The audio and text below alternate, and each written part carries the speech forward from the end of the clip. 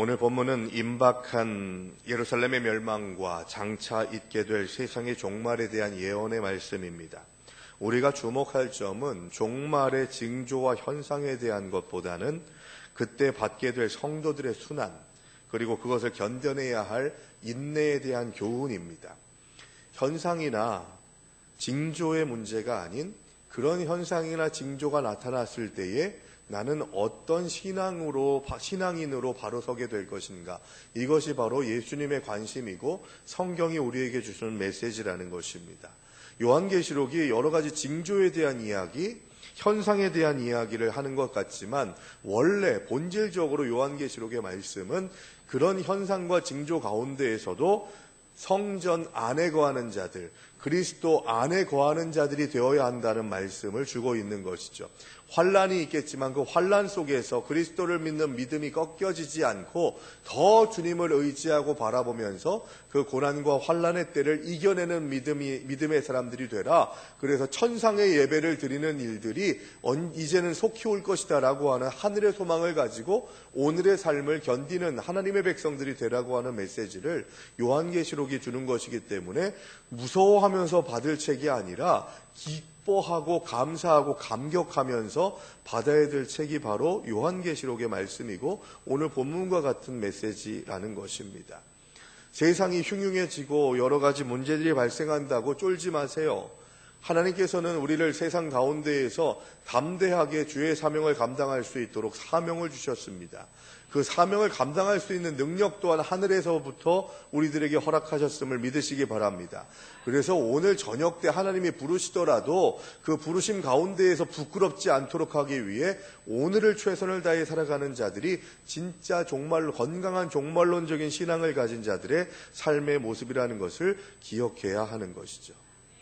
종말이라고 하는 것, 종말론이라고 하는 것은 뭘 얘기하는 거냐? 이 세상이 끝이 아니라고 하는 고백을 갖는 것이 종말론입니다.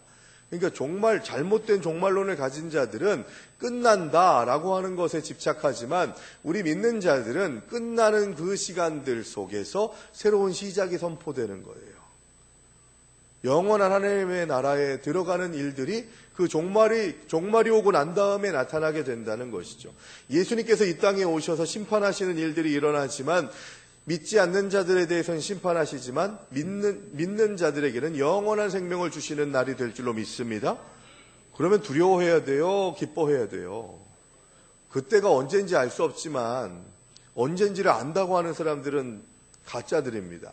언젠지를 알 수는 없지만 징조에 대한 것을 느끼게 됐을 때에 준비하라라는 얘기입니다. 준비한다는 건 뭘 얘기하는 걸까요? 첫 번째로 견디라는 겁니다. 예수의 이름으로 견뎌야만 그 종말의 시대들을 견딜 수 있다는 거예요. 두 번째는 산소망을 가지고 기뻐하라는 거예요.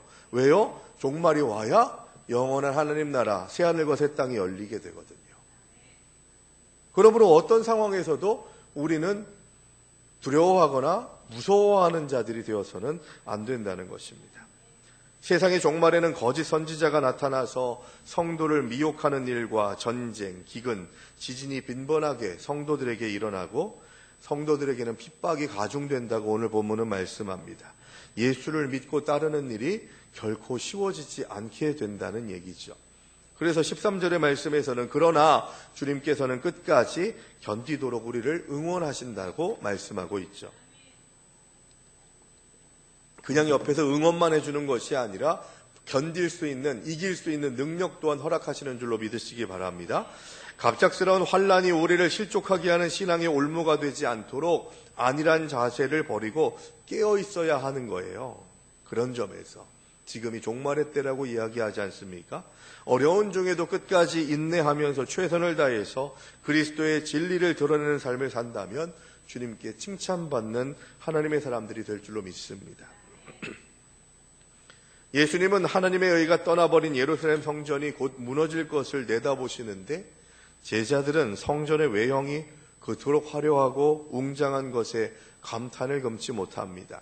지금 말하고 있는 이 성전이 얼마나 웅장하고 아름다운지 예수님도 보시죠? 느껴지시죠? 라고 하는 이 성전은 세 번째 이 유대인들의 성전인 헤롯 성전입니다. 첫 번째 성전은 솔로몬 성전이죠. 두 번째 성전은 남한국 유다의 후손들이 돌아와서 새롭게 지은 두 번째 성전은 스룹바벨 성전입니다. 이 성전도 무너졌다가 다시 또 재건되는데 그것이 바로 지금 언급되고 있는 세 번째 성전인 헤롯 성전인 것이죠. 말씀드렸듯이 지금 이스라엘에 가면 통곡의 벽이라고 남아있는 성전의 한쪽 벽면, 이것이 바로 솔로몬 성전의 한쪽 벽면이 아니라 헤롯 성전의 한쪽 벽면인 거예요. 이 헤롯 성전은요, BC 19년에 지어졌으면 짓는 것을 시작했습니다. 그리고 AD 63년에 완공이 됐습니다. 거의 70년 되는 시간을 쌓아나가면서 완공을 했습니다. 그리고 완공된 지 7년 만에 로마로 인해서 다시 또 무너지게 됩니다. 이 헤롯 성전에는요, 중간중간에 이 건축을 하게 되면 중간중간에 이 기둥이나 벽이나 이런 데에다가 보석을 박아놨대요. 큼지막하게 보석들을. 그래서 로마로 인해서 무너지게 될 때 그 보석 파헤치려고 돌 위에 돌 하나도 남지 않게 되는 그런 무너짐이 있게 되었던 것이죠. 여러분, 하나님께서는 성전조차도 우상으로 만들려고 하는 믿는 자들이 성전조차도 우상으로 만들려 할 때 성전조차 무너뜨리십니다. 본질을 잃어버린 채 형식만 나는 성전에서 참 성전 되신 예수님이 나가버리세요. 예수님이 떠나심으로 성전의 몰락은 이미 시작되죠. 제자들은 이스라엘의 가장 큰 자랑거리인 이 멋진 성전의 외관에 감동하지만 예수님은 그걸 보고서 감동하지 않으십니다. 열매 없는 성전의 화려함은 사람들을 미혹하고 불필요한 자긍심을 갖게 하죠. 자신들의 공허함을 감추기 위해서 자, 성전이 이렇게 화려하니 내 신앙도 내 삶도 화려하지 않겠는가 하는 그런 잘못된 생각들을 갖습니다. 가장 중요한 건 뭘까요? 하나님의 임재입니다. 성전의 역할은 뭐냐? 하나님이 임재하시는 곳이 성전이에요. 그래서 우리 몸을 성전이라고 얘기하는 것은 우리가 삶 속에서 하나님의 임재를 경험하는 삶을 살아가면 우리들 모두 한 사람 한 사람이 성전이라고 고백할 수 있는 것입니다. 그러면 우리는 어떤 고백이 있어야 될까요? 내가 성전된 삶을, 우리 교회 공동체가 진짜 말 그대로 성전된 은혜를 경험하려면 나와 우리 공동체가 주님께서 머물고 싶어 하시는 곳이 되어야 한다는 거예요. 떠나고 싶어 하시는 곳이 아니라 머물고 싶어 하시는 곳이 되어야 한다는 것이죠.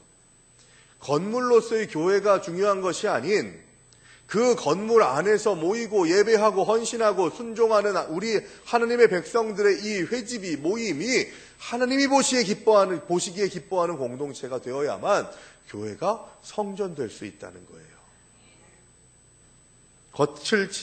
겉모양을 치장하기보다는 주님의 신부로서 속사람을 단장하는데 더 수고하고 있는지를 돌아보는 신앙이 필요하다는 겁니다. 신명기 12장 11절의 말씀에서 성전을 뭐라고 얘기하냐면 여호와께서 자기 이름을 두시려고 택하신 곳이라고 이야기합니다.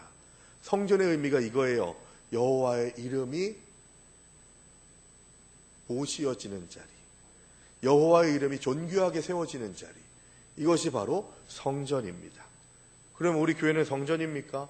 우리의 삶은 성전입니까? 우리의 가정은 성전입니까? 이 질문에 대해서 우리는 올바르게 대답할 수 있어야 합니다. 이 대답을 제대로 못하는 이유가 뭐냐? 세상 보기 때문이에요. 종말론적인 신앙을 가지고 살아가는 자들, 건강한 종말론적인 신앙을 가지고 살아가는 자들은요, 오늘을 최선을 다해 살아갑니다.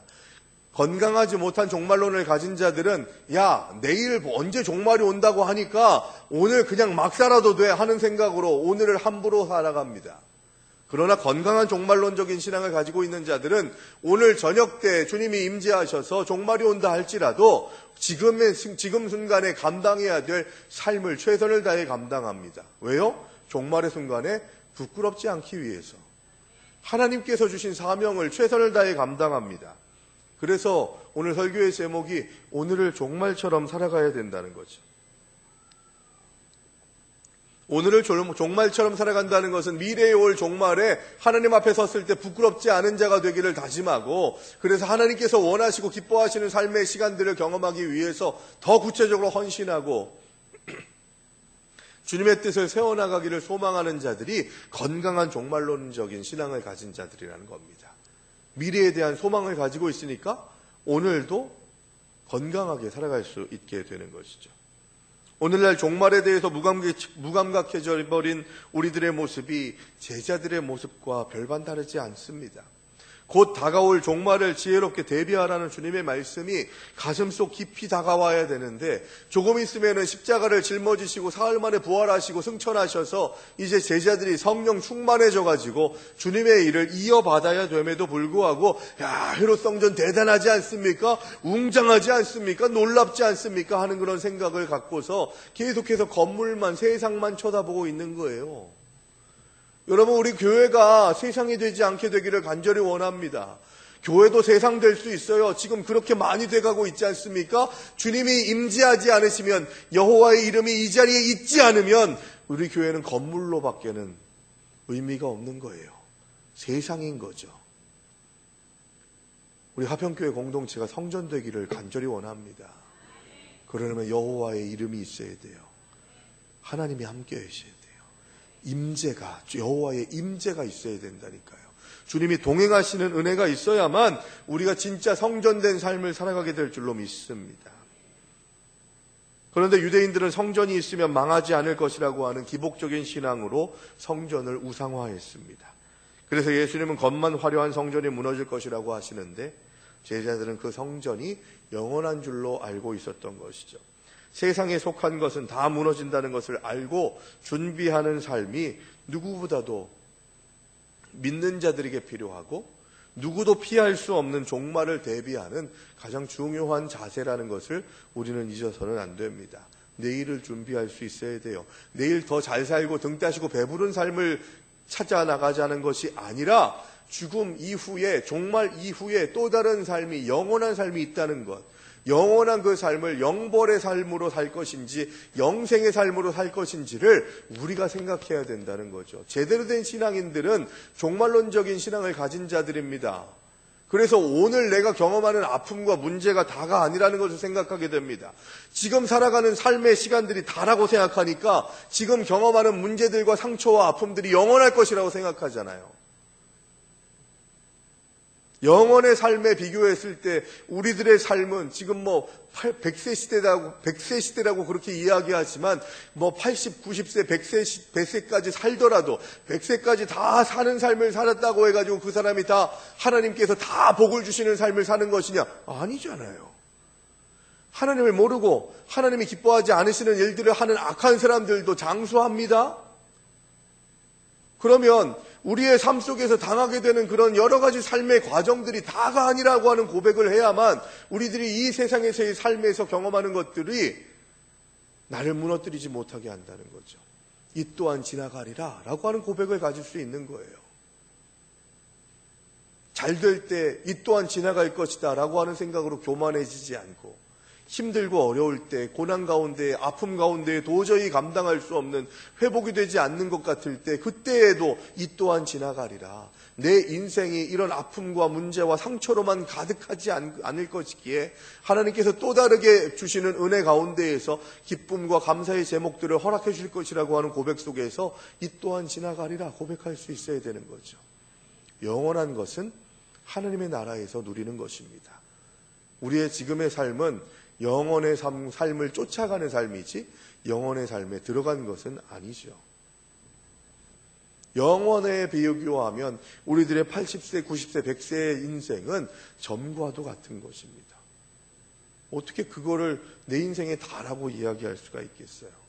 종말론적인 신앙을 가지는 자들은 이 세상에서 발붙여 살지만 이 발붙여 사는 이때에 집착하지 않고 최선을 다해 살지만, 열심으로 헌신하지만 이 시간들에 집착하지 않고 하나님께서 예비해 놓으신 영원한 삶을 관심하는 삶입니다. 예수님께서는 종말의 많은 징조들을 말씀하시면서 우리에게 끝까지 인내하고 견디라고 말씀하세요. 종말에는 그만큼 신앙을 지키기가 어렵다는 것이죠. 복음은 본질적으로 불의와 거짓에 대항하는 것이기 때문에 세속에 속한 사람들을 긴장하게 만듭니다. 이런 대항과 긴장 관계는 민족 간에도 생기게 되고, 오늘 보면 12절의 말씀에 보면 가족들이 우리를 대적할 것이라고 이야기합니다. 믿음을 갖지 못하게 하려고 하고 흔들고 핍박하는 일들이 가족에게부터도 나타날 수 있다는 것을 언급하고 있죠. 이때 복음의 편에 선 사람들은 박해를 받게 되는 것이죠. 예수 믿는 것이 손해로 나타나게 될 때, 욕먹고 또 여러 가지 문제들과 어려움들을 경험하게 될 때 나는 내 신앙을 지킬 수 있는가? 우리 생각해 볼 수 있어야 됩니다. 복음은 본질적으로 불의와 거짓된 것들에 대항하기 위해서 우리가 견고하게 오늘을 살아감으로 인해 그런 어려움이 경험하고 어려움이 임하게 될 때 그때 내가 다 믿음의 방패로 막아내겠다고 하는 결단과 다짐입니다. 여기에다가 자연재앙까지 겹쳐서 삶을 위협한다면 사람들은 두려움에 떨 것입니다. 거짓 선지자의 미혹에 말려들 수밖에 없을 것입니다. 때문에 굳건한 믿음으로 제대로 준비하고 있지 않는다면 여러 가지 미혹과 환난과 어려움을 견디지 못하고 믿음을 저버릴 수밖에 없게 된다는 것이죠. 등산을 목적으로 여행에 떠날 때 등산화를 대신해서 굽이 높은 신발을 신고 간다면 그 사람은 어리석은 사람입니다. 목적지가 어디냐에 따라서 준비할 것이 달라지죠. 그리고 얼마나 준비했느냐에 따라 그 여행의 목적을 잘 이룰 수 있는지 없는지가 결정되게 됩니다. 성도의 최종 목적지는 하나님 나라입니다. 새 하늘과 새 땅입니다. 그 나라를 위해서 준비할 것은 무엇일까요? 종말의 시대에 오늘을 종말처럼 살아가기 위해서 우리가 훼손하지 말아야 될 가치, 꼭 감당해야 될 헌신의 제목들, 사명이 무엇이냐? 성경대로 보면 가장 큰 계명, 흔들리지 않는 계명, 하느님 사랑과 이웃 사랑이라는 것을 말씀해 주고 있습니다. 종말의 시대에 우리는 뭐라고 살아야 되냐? 사랑해야 된다라고 하는 말씀인 것이죠.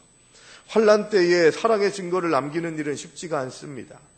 주님께서는 성령의 도우심을 통해서 끝까지 우리를 도우세요. 어떻게 하기 위해서요? 끝까지 사랑하게 하시기 위해서. 종말의 때에, 종말이 올 때까지 사랑하게 하시기 위해서 우리를 견인하신다는 겁니다. 복음이 막힘없이 증언되도록 하십니다. 그래서 그 복음을 통해서 그리스도의 사랑을 경험하고 그리스도의 사랑을 품은 우리들이 그 사랑으로 모든 사람들을 용납하고 이해하고 그들을 위해서 희생하는 삶을 보고 예수를 그리스도로 고백하게 한다는 것이죠. 환난의 때에 내 삶을 통해 복음이 증언된다면, 그리고 하나님의 정의가 실현된다면 주님께서 말씀하시는 나중까지 견디는 자가 돼서 구원을 얻게 된다는 것입니다. 우리에게 어떤 어려움이 있더라도 여러분 쫄지 마세요. 죽음 앞에서도 쫄지 않는 신앙인이 되시기를 바랍니다. 믿음이 없는 자들은 죽음 앞에서 비겁해집니다. 또 교활해집니다. 무참하게 무너지죠. 두려워지게 됩니다. 그러나 죽음 앞에서도 결연할 수 있는 것은 이 죽음이 끝이 아니라는 것을 알기 때문이죠. 아주 오래전의 영화입니다만 명화죠. 타이타닉이라고 하는 영화에서 여러분들은 어떤 장면이 기억나십니까? 제일 각인되는 장면은 그거겠죠. 남자 주인공과 여자 주인공이 뱃머리 앞에서 뭐 이러는 거. 그때 타이타닉 영화 보면서 배만 타면 막 연인들이 막 그런 거에서 꼴보기 싫어가지고 얼마나 그냥. 저는 세 가지 장면이 기억이 납니다. 첫 번째는요, 뱃머리가 막 거의 90도까지 향하게 됐을 때 목사님인지 신부님인지 알 수가 없지만 성경을 막 암송하면서 그 기둥을 붙잡고서 한 사람, 목회자 같은 목회자인 것 같아요. 그 목회자가 성경을 암송하고 한 손을 다른 사람을 붙잡고 있는데 그 손을 붙잡고서 계속해서 같이 기도하는 모습입니다. 이제 죽게 되었구나라고 하는 생각 속에서 주님께 의탁하며 이 죽음의 시간들을 잘 감내할 수 있도록 해달라고 기도한 것 아니겠습니까? 그게 첫 번째 장면이고요. 두 번째 장면은 크루즈잖아요. 호화 크루즈선인데 거기에서 이렇게 현악팀이 있었던 거죠. 악기팀이 있어서 바이올린, 첼로 뭐 이런 것들을 연주하는 사람들이 아주 노신사들이 연주를 하다가 마지막 연주를 딱 끝내고서 자 이제 우리 각자의 자리로 가서 죽음을 맞이합시다 하는 생각으로 눈빛을 교환하고 그 자리를 이렇게 서로 이렇게 뿔뿔이 흩어지려고 하는데 바이올리니스트 한 사람이 찬송가를 이렇게 4주를 가까이 하게 하면이었던 것 같은데 나 같은 죄인 살리신 아니었으면 4주를 가까이 하게 하면 같았는데요. 그걸 연주를 하는 거예요. 그 연주하는 걸 보고 다른 연주자들이 각자 흩어지지 않고 다시 그 자리에 모여서 그 찬송가를 연주하는 모습이 저한테 참 각인이 됐습니다. 마지막 세 번째 장면은 이 타이타닉호의 선장의 죽음을 맞이하는 장면입니다. 이 타이타닉호의 선장은 선장실에서 끝까지 배를 지키겠다고 하는 결심 속에 내 사명은 이것이다라는 생각 속에 선장실에서 죽음을 맞이하게 됩니다. 여러분, 사명이 있는 자들은 죽음 앞에서도 흔들리지 않습니다.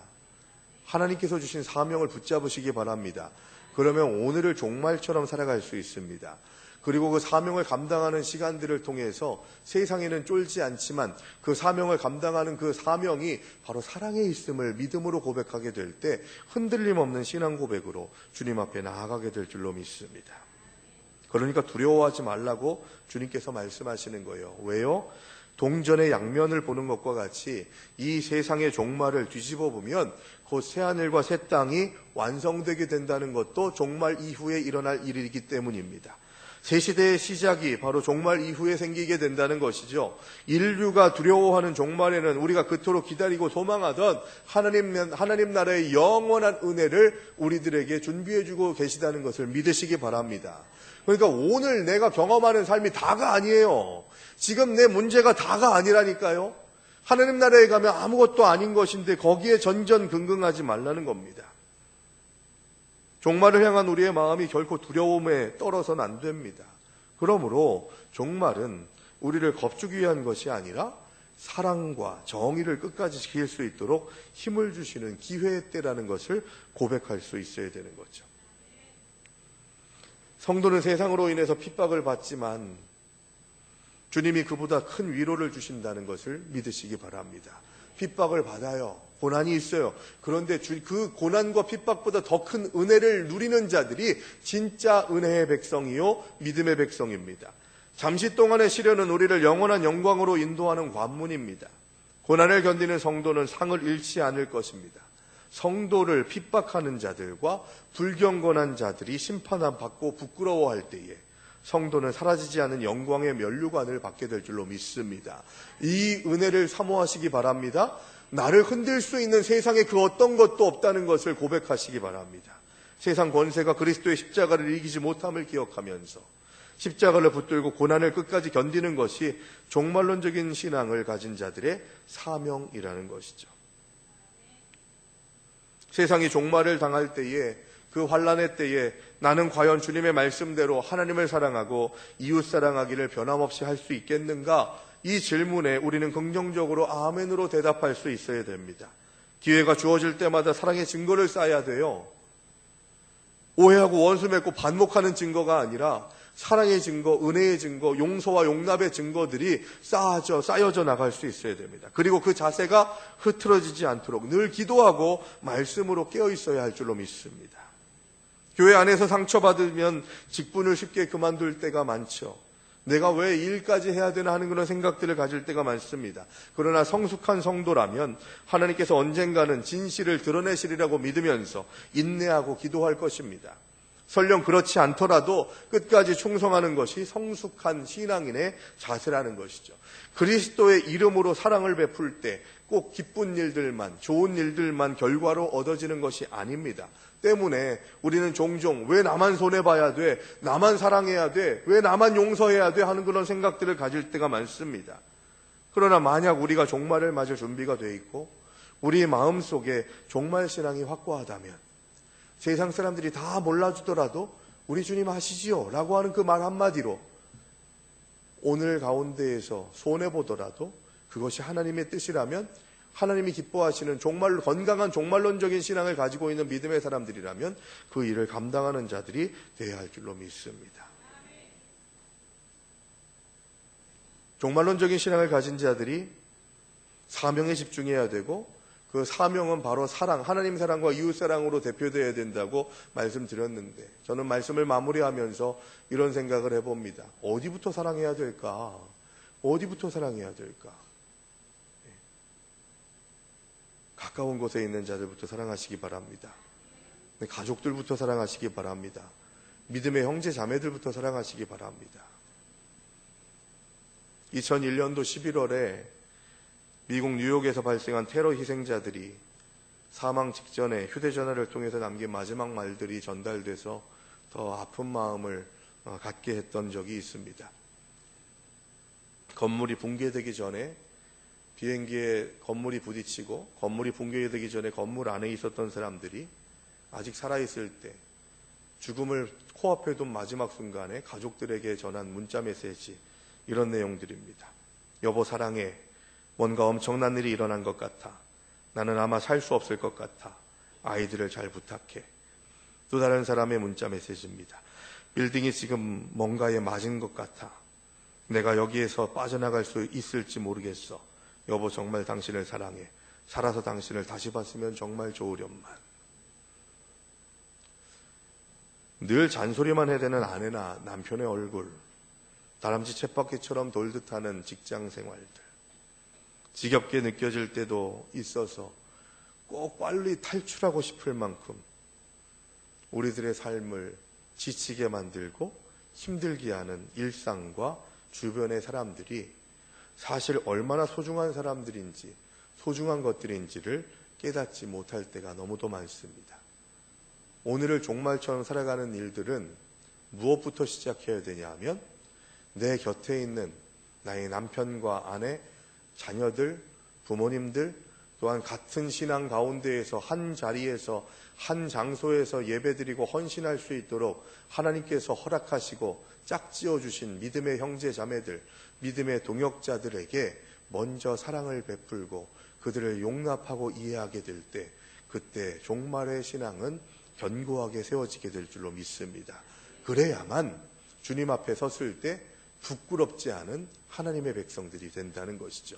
내가 너를 안다. 내가 너를 용납한다. 네가 나와 영원한 나의 잔치자리에 함께 참여하리라 하신 그 말씀을 우리들을 향해 주신다는 것을 확신하면서 오늘을 종말처럼 살아가기 위해 사명에 집중하고 그 사명을 온전하게 할 수 있는 능력이 바로 하나님 사랑과 우리 이웃의 사랑, 내 주변에 있는 사람들을 사랑하는 것에서부터 우리의 종말론적인 신앙이 견고해져서 내일을 준비하는, 내일을 부끄럽지 않게 살아가는 삶이 된다는 것을 기억하면서 우리의 삶에 가장 소중한 것이 무엇인지, 또 귀하게 지켜야 되는 것이 무엇인지 흔들리고 낙심이 될 때, 그때 내가 위로를 얻고 힘을 얻는 하나님의 능력을 받아서 이 세상 가운데에서 건강한 종말론적인 신앙으로 세상에 쫄지 않고 세상에서 일어나는 일들로 인해서 두려워하지 않고 오직 주님만을 바라보며 나아가겠다고 결단하고 다짐하는